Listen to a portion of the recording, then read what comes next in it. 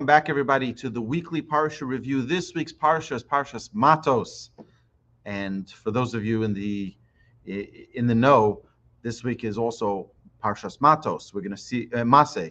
It's two portions combined, Parshas Mattos and Maseh. Matos is the ninth portion in the book of Numbers and the 42nd portion since the beginning of the Torah. There are 112 verses, 1,461 words, and 5,773 letters.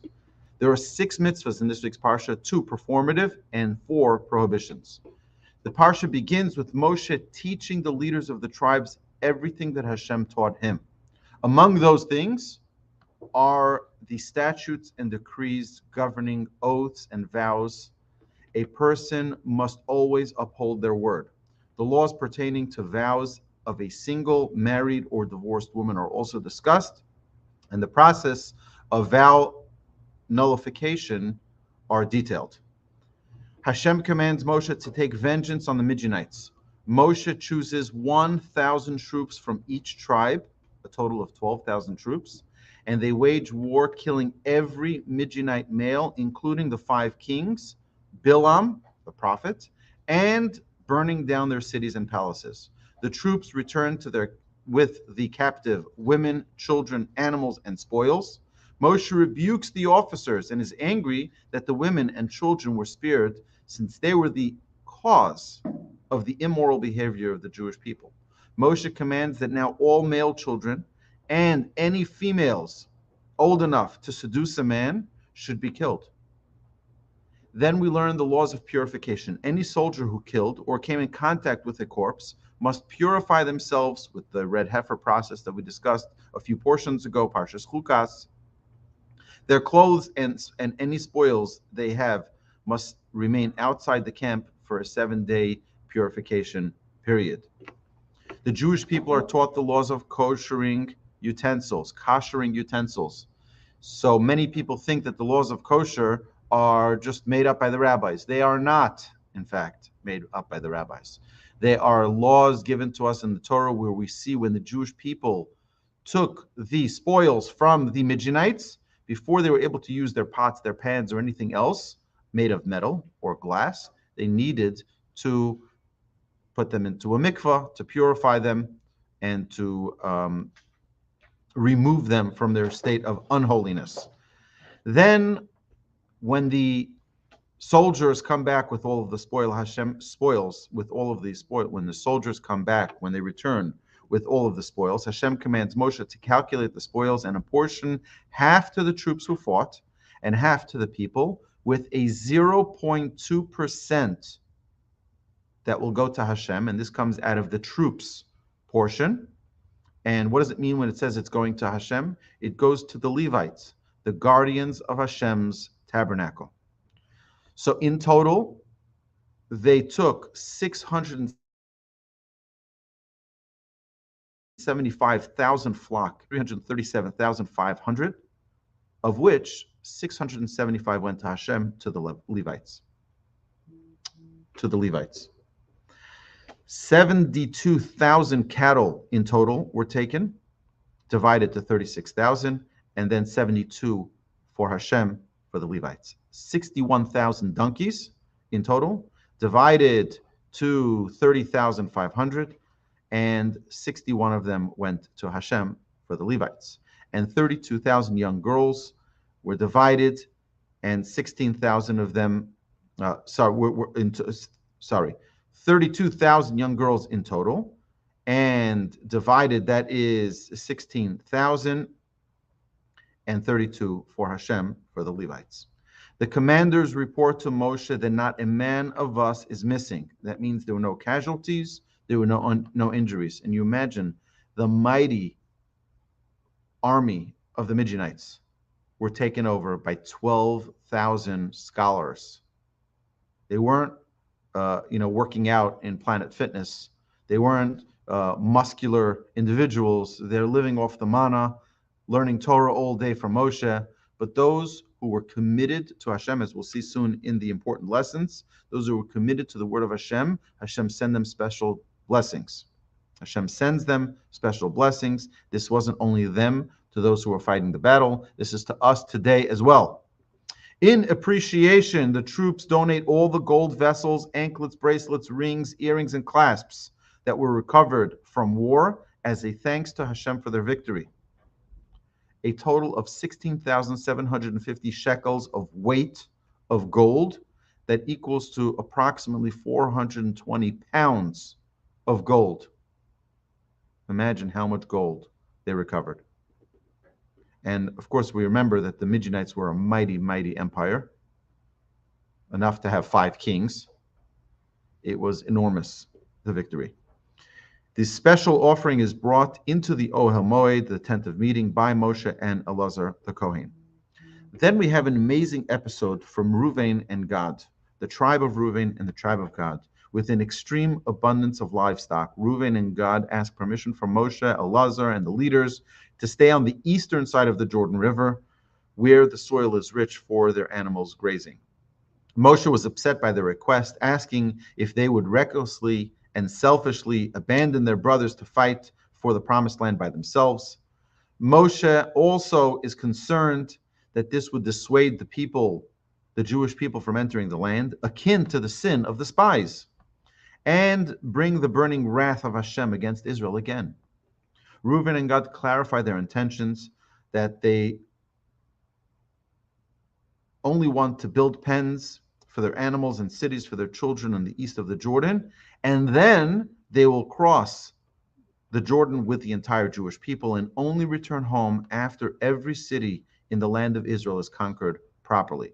Reuven and Gad also declare that they will not inherit from the promised land. They declare that they will not. Again, Reuven and Gad also declare that they will not inherit from the promised land, meaning they will get their portion on the Jordanian side, on the Transjordan side, and they won't get part of Eretz Yisrael. Moshe agrees and reiterates the terms in front of Elazar, Yoshua, and the leaders of the tribes that Gad and Reuven and half of Manasseh suddenly show up, will inherit the land of Sichon, Og, Gilad, and many surrounding lands, all on the east of the Jordan River, only if they indeed battle with their brothers and help conquer the entire land of Israel. They all agree, and the cities are built for the children and the pens for the animal. And my friends, this concludes the summary of Parshas Mattos. And now let's talk a little bit about some of the important lessons we can derive from this week's Parsha. So firstly, Moshe received the Torah from Sinai. This is an important thing. The way the Mishnah in Ethics of Our Fathers begins, it tells us, Moshe kibel Torah miSinai. Moshe received the Torah from Sinai. Moshe received everything from Sinai, meaning from the Almighty at Mount Sinai. Now, the Mishnah continues, and Mishnah says, Umasor Lishua, and Moshe passed it to Joshua, and Joshua to the elders, etc., etc. And everyone kept passing it down. But it doesn't say that Joshua received the entire Torah from Moses. Why?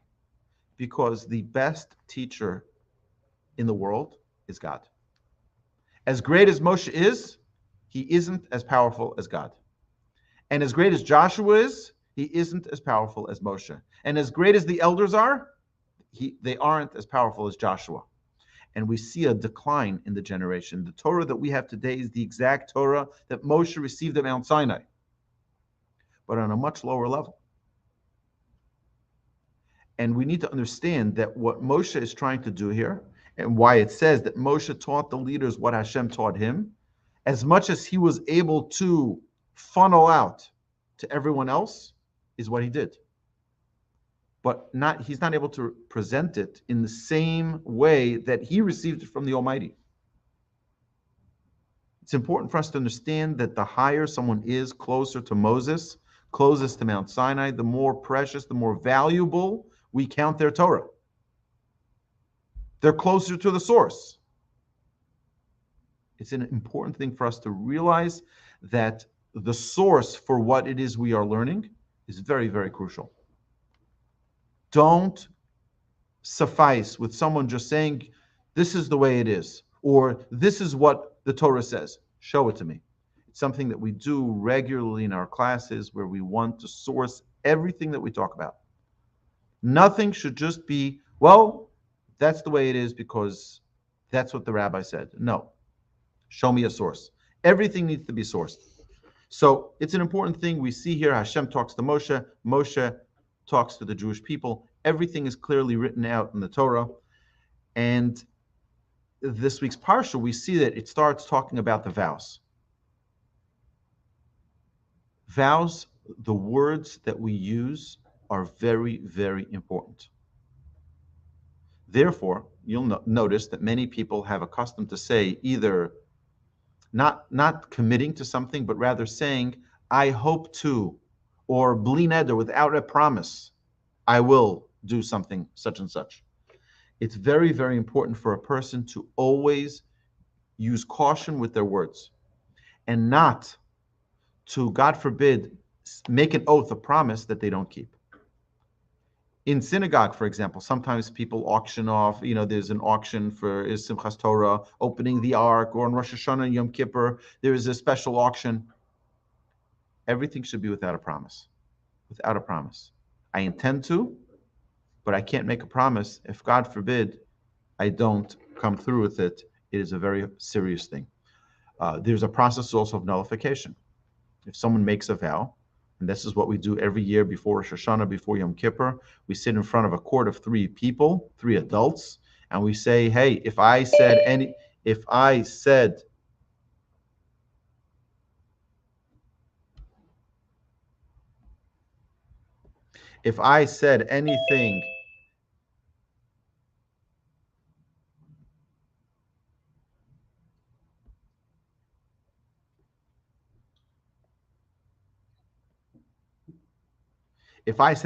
that was not kept, please nullify it.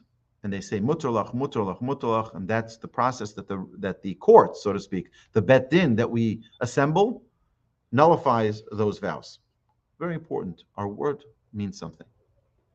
Now we have to understand a holy war. It makes us a little bit uncomfortable. What do you mean? Moshe commands them to kill the Midianites by the word of Hashem, obviously.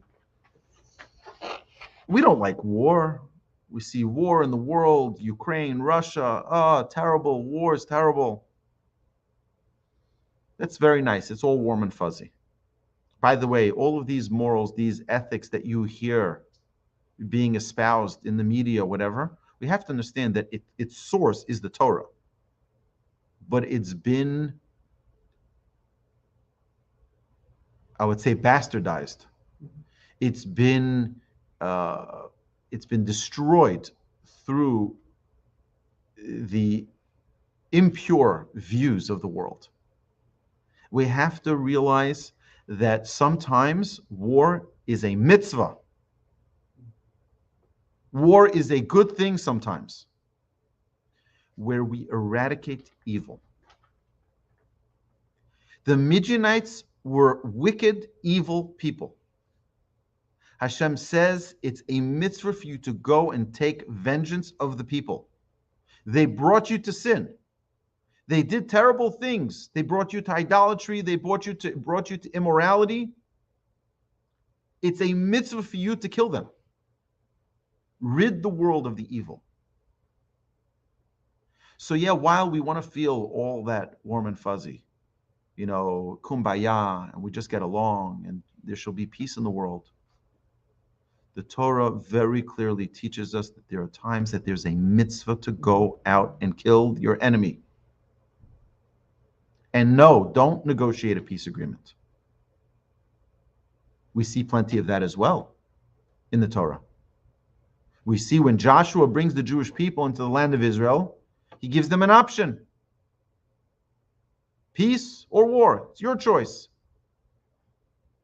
It's our promised land. You can go on your own, or we're going to wage war against you. That's a peaceful solution. But we need to understand that the war was not just because they are our enemies. It's to avenge God's honor. These people were serving idolatry and were trying to infiltrate the Jewish people with their idolatry. Moshe wasn't just trying to take revenge because, look, you bothered my people, I'm going to take revenge of your people. No. This has nothing to do with our people. This has to do with our Creator. To take a stand for something. What are we ready to take a stand for? What are we ready to say? You know what? This is my line in the sand. And I'm not willing to let go of it. And I'm not willing to let it pass by. I'm going to stand here firmly and declare for the name of Hashem. This is a holy war. So how does a group of rabbis, 1,000 troops from each tribe, they weren't crafty, army people. They weren't trained soldiers. So how did they win a victory against the mighty empire of the Midianites? Our sages tell us that the verse in Exodus that says, Hashem yilachem lachem v'atem tacharishon. You go, I'll win the wars for you, Hashem says. This is not only applying to war and battle in the battlefield, which, by the way, if you look at the Jewish people and our history, in our rich history, you will find that no war was ever won because of might. It was won, and we were victorious because of emunah, because we put it into the hands of Hashem. The 6-day war doesn't make sense.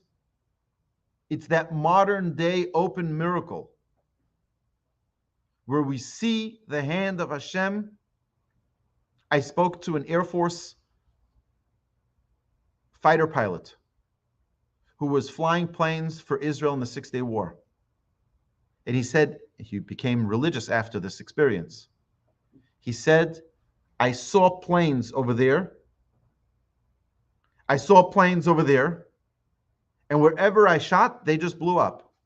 How did the bullets get there was irrelevant. Things were just blowing up in the air. They saw open miracles. It didn't make sense. My dear friends, nothing needs to make sense in Hashem's world. When we give everything up for Hashem, Hashem says, I got this for you. I got this. You go with your unskilled troops, you'll win the war against the mighty Midianites. The Midianites probably looked at the Jewish people and they're like, you're kidding me, right? Look at our tanks. Look at our missiles. Look at our Air Force. Look at our troops. Look at our landmines. And they're coming with 12,000 rabbis. Who do you think is going to win the war? The rabbis. Hashem yilachem lachem v'atem tacharishon. Hashem will fight our wars. All we need to do is dedicate ourselves to Hashem. Hashem wins the wars, not the guns, not the bullets. Then we see an unbelievable statement in chapter 31, verse 49. It says, no man went missing. Not a single casualty. Not a single injured soldier. And our sages tell us, more importantly, not a single sinner from among the troops.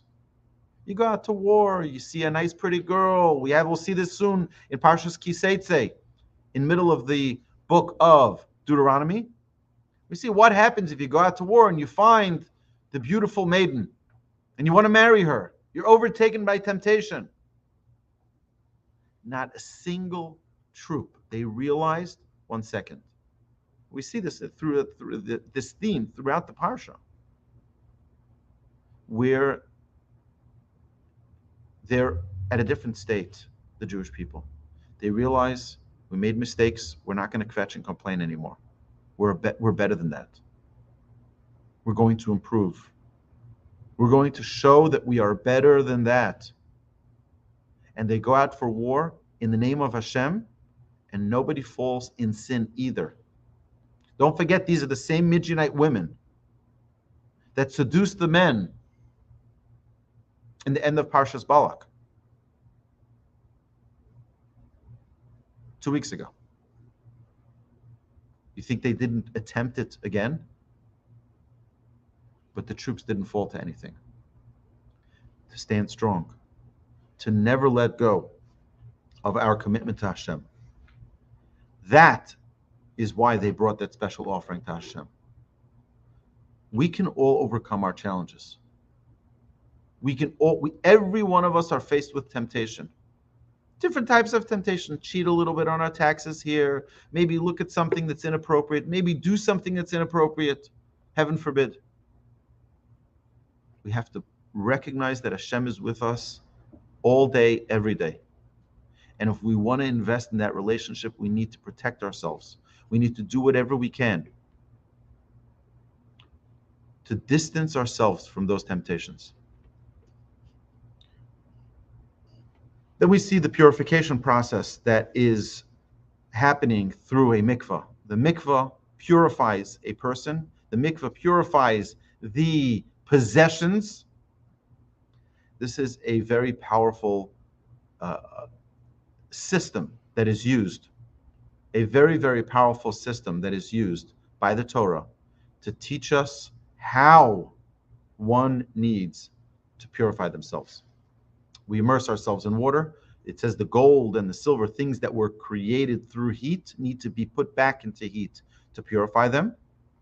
And other things later on, actually, the glass was added to things that need to be purified, like pots and pans that we see from the Torah.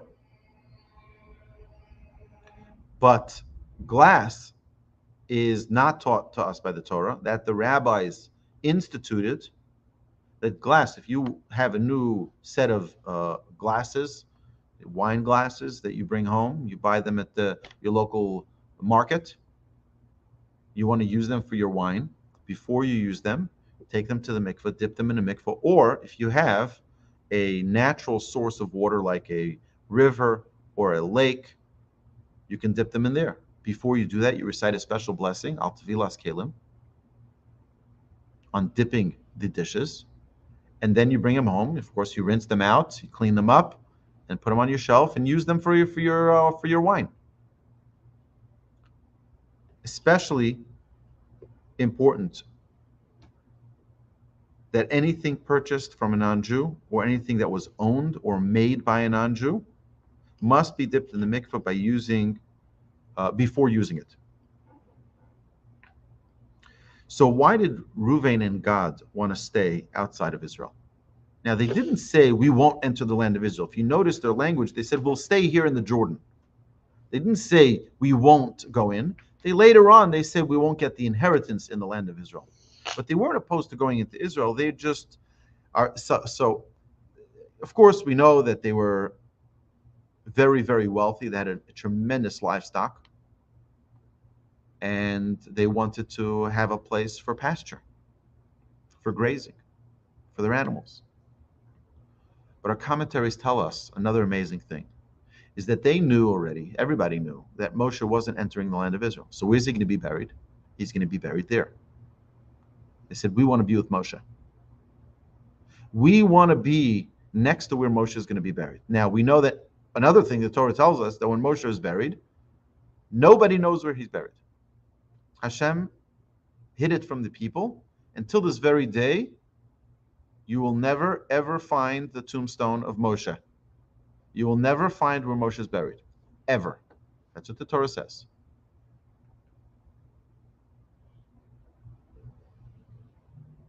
It's important to realize that we don't make idols out of our leaders. Moshe is a very, very powerful prophet, very powerful leader of the Jewish people. But he's not God. And God wanted to ensure, our Creator wanted to ensure that we don't do so. Which is why we don't know where his burial place is. So, another very important thing is that we see that there were 3 cities of refuge. We're going to see this in next week's Torah portion. There was 3 cities of refuge in the land of Israel, and 3 cities of refuge, and there were 3 cities of refuge inside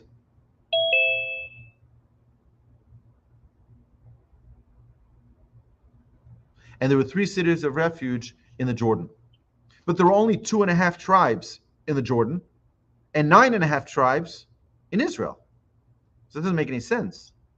There were much fewer people in the Jordan than there were in Israel. So why are there the equal amount of cities of refuge? And we'll talk about what the cities of refuge were. Those were for people who mistakenly killed others. It was like a prison. Let's call it a prison.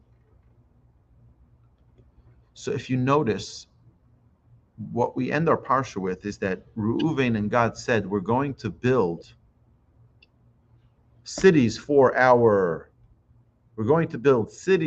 children, and we're going to build pens for our animals. And now we're going to go in with the Jewish people to the land of Israel, and we're going to conquer all of the cities, and then we're going to return. Our sages tell us something very, very important here. It's not a simple thing for children to grow up without a father. Their fathers are going to be away from home for a very long time. It could take a year, it could take 2 years, 3 years, 4 years. Children need their father. It's not enough that they just have their mother with them. Children need a father. And therefore, when these children grow up without having a father at home for however many years it was, for the Jewish people to conquer the land of Israel, that only then God and half of the tribe of Manasseh and the tribe of Reuven, God and the half of the tribe of Manasseh, till they come back, the children were being raised alone. What happens when children are raised alone, without a father, is craziness. And they were much more prone to sin. They were much more prone to murder. They were much more prone to doing things that needed them to go to the cities of refuge. It's not simple. We think that it's just like, whatever, we're just going to have, a child and parents can get divorced. It has an impact on our children. We have to think about that. Yes, it's important for there to be love in a relationship. But it's hard work. It's worth that hard work. So the children should have their parents together, united, and with them at all times. So that they have, like you have a tree. When a tree starts falling to one of the sides, what do? You take a post, you pull it to the other side, and then you put the post on the other side, and you pull it back to the other side, right? So that it keeps a balance. Those are the parents. You have the father, you have the mother. Those are the posts on the two sides of the child that are there to support the child to grow up straight, to grow with proper morals and values and ethics and confidence. This is important. This is what we can learn from the 3 cities of refuge that were placed in the Jordan. Next week's portion, Parshas Mattos, we're going to see another reason why you needed 3 in the Jordan and 3 in the land of Israel. But for now, this concludes our weekly Parsha Summary for the Parsha of Matos, and shortly we will resume with Parshas Mattos.